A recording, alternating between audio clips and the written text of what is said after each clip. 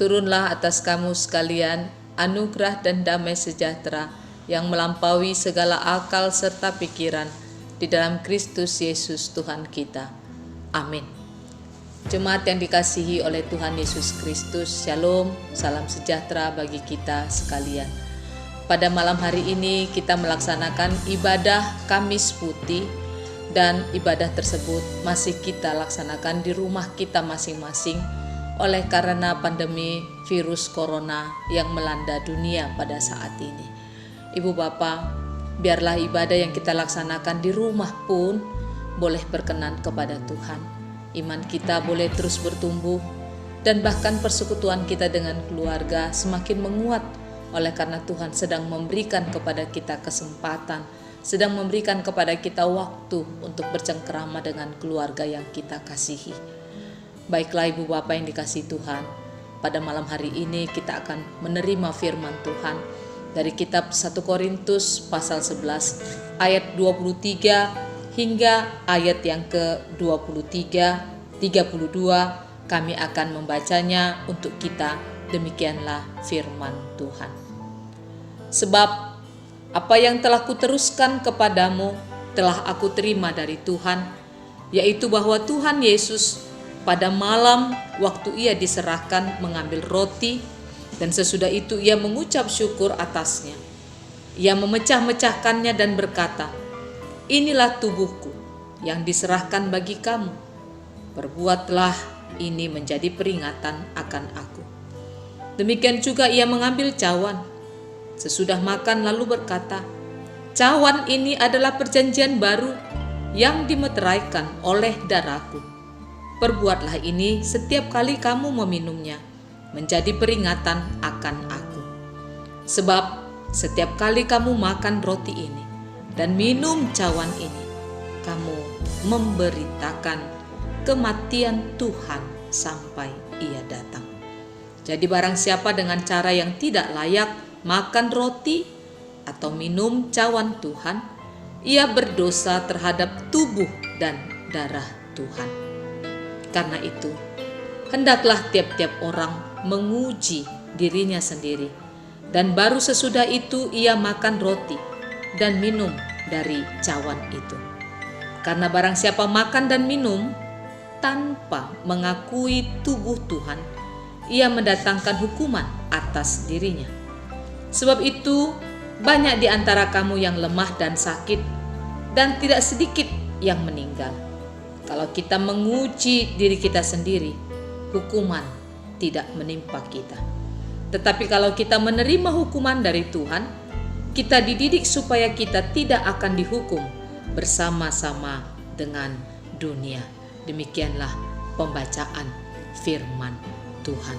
Ibu bapak saudara-saudari yang dikasihi oleh Tuhan Yesus Kristus, pada malam sebelum Tuhan Yesus diserahkan kepada maut, ditangkap oleh pasukan dari kerajaan Roma, sebelumnya dia bersama dengan murid-muridnya mengadakan perjamuan kudus, perjamuan kasih, dan dia mengatakan kepada para muridnya supaya para muridnya, para pengikutnya dapat melakukan itu sebagai peringatan akan dia. Perjamuan kudus adalah perjamuan kasih yang mengawali pengorbanan Tuhan Yesus Kristus di kayu salib. Dan oleh karena itu, setiap kali kita mengadakan perjamuan kudus, sesungguhnya kita sedang mengadakan peringatan akan kematian Tuhan kita Yesus Kristus. Dia yang menderita, dia yang mati, dia yang menanggung semua kutuk dosa, supaya kita yang percaya kepadanya beroleh kehidupan yang kekal. Namun penyelamatan itu tidak berakhir hanya pada kematian saja. Penyelamatan itu berakhir pada kebangkitannya dan juga kenaikannya ke surga.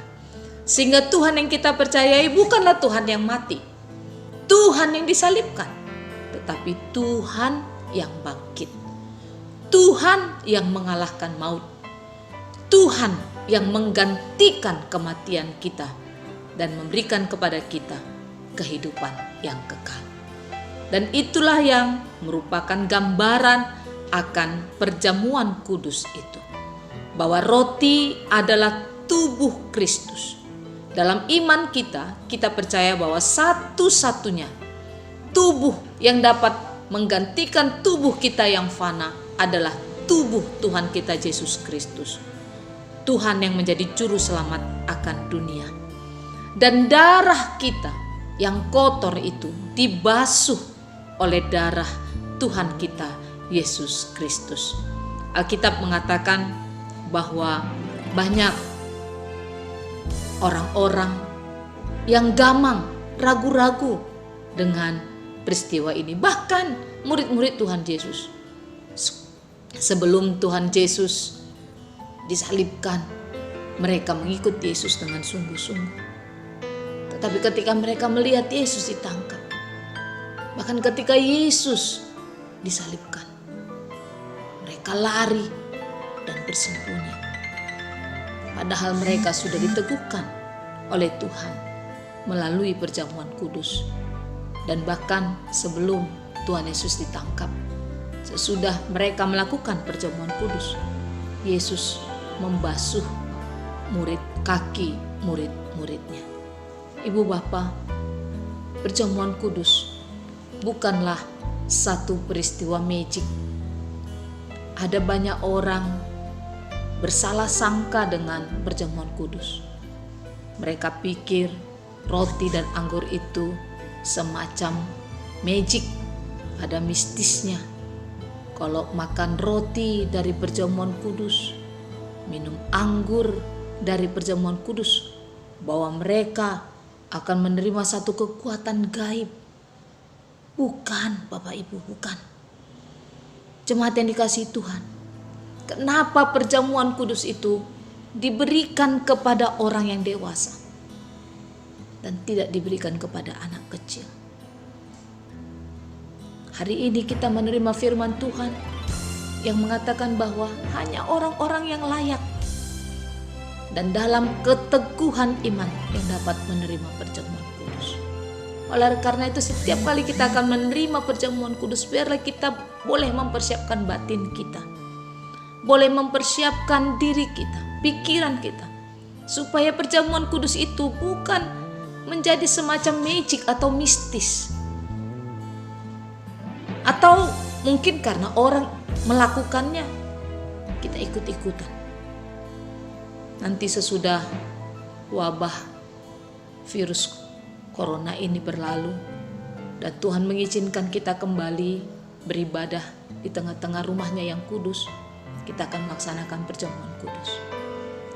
Dan biarlah firman Tuhan pada hari ini boleh meneguhkan kita dan mengembalikan kita kepada penghayatan yang benar tentang makna dari perjamuan kudus itu sendiri. Makna dari kematian Tuhan Yesus Kristus di atas kayu salib untuk menebus dan menyelamat kita. Rasul Paulus meneruskan teks kita ini pada ayat yang ke-26, 1 Korintus 11 ayat 26. Dia katakan demikian: sebab setiap kali kamu makan roti ini dan minum cawan ini, kamu memberitakan kematian Tuhan sampai Ia datang. Dan roti dan anggur itu adalah benar-benar menjadi lambang pengorbanan Tuhan Yesus Kristus demi umat manusia. Dia disalibkan, Dia mati, Dia dikuburkan, dan semua itu Dia tanggungkan untuk penebusan dosa-dosa kita. Ibu Bapak, dikatakan juga dalam teks kita ini bahwa perjamuan kudus merupakan perjanjian. Dalam bahasa Yunani, perjanjian itu adalah diatheke. Jadi perjanjian itu terjadi antara dua belah pihak, antara saya dan kamu. Tapi dalam perjamuan kudus, diatheke ini adalah satu perjanjian antara Allah sendiri yang yang merupakan karunia-Nya diberikannya kepada manusia tanpa harus meminta persetujuan manusia itu. Itu sebabnya perjamuan kudus menjadi satu perjanjian anugerah kepada kita. Kita mungkin bilang, gak ikut aku berjanji. Bukan, aku tidak ikut berjanji. Tetapi perjamuan kudus adalah anugerah. Allah sendiri yang mengambil kita. Allah sendiri yang memberikan karunia-Nya itu dengan cuma-cuma. Dan Dia membayar penebusan dosa kita itu, dari kutuk dosa, dari perhambaan itu dengan darah-Nya. Maka perjanjian itu merupakan persetujuan Allah yang menganugerahkan keselamatannya bagi manusia. Maka kalau kita memperhatikan ayat 23 hingga ayat 26 dari 1 Korintus pasal 11, kita melihat ada 3 alasan mengapa kita melakukan perjamuan kudus. Yang pertama, perjamuan kudus itu merupakan perintah langsung dari Tuhan. Itu merupakan perintah langsung.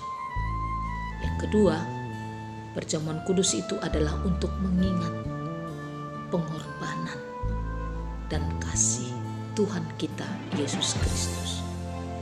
Dan yang ketiga, perjamuan kudus itu adalah saatnya bagi kita untuk mengingat kematian-Nya di atas kayu salib dan kedatangan-Nya kembali ke dunia. Maka dari perjamuan kudus kita belajar 3 hal juga.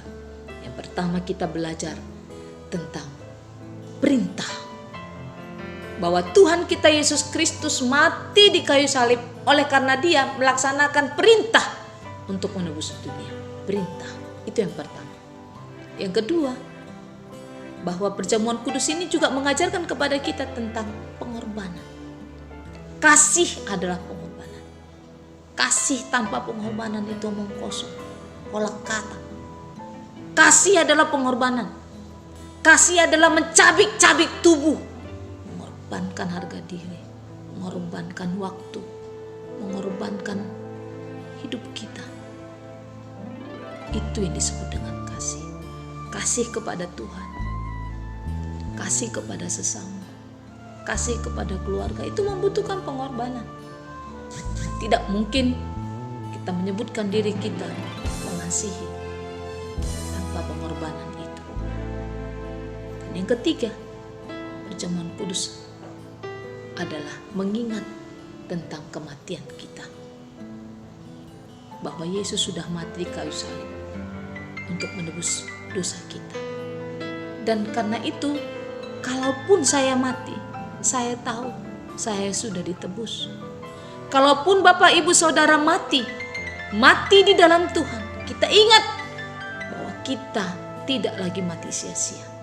Kita mati di dalam kemuliaan oleh karena Tuhan yang kita percayai sudah mengalahkan kematian itu dan menderita untuk itu, supaya kita mendapatkan kehidupan yang di sorga.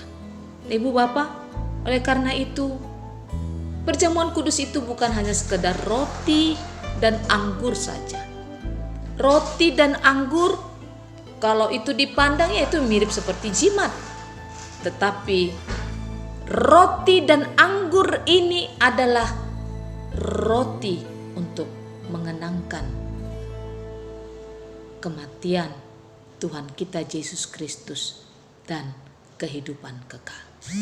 Oleh karena itu, dalam perjamuan kudus pada hari ini, khotbah kita pada hari ini, kita dipanggil menjadi pribadi yang melaksanakan perjamuan kudus. Dan dari itu kita menjadi orang-orang yang menerima, mengerjakan perintah Tuhan dalam hidup kita. Kita pun bersedia berkorban dalam hidup kita ini. Karena itulah sesungguhnya hakikat dari kasih, serta kita mengingat hidup kita di dunia ini sangat singkat dan sementara. Hidup kita adalah hidup yang akan menuju kepada kematian. Tetapi kehidupan anak-anak Tuhan Yesus akan menuju kepada kehidupan yang kekal. Selamat merayakan ibadah Kamis Putih. Tuhan Yesus memberkati.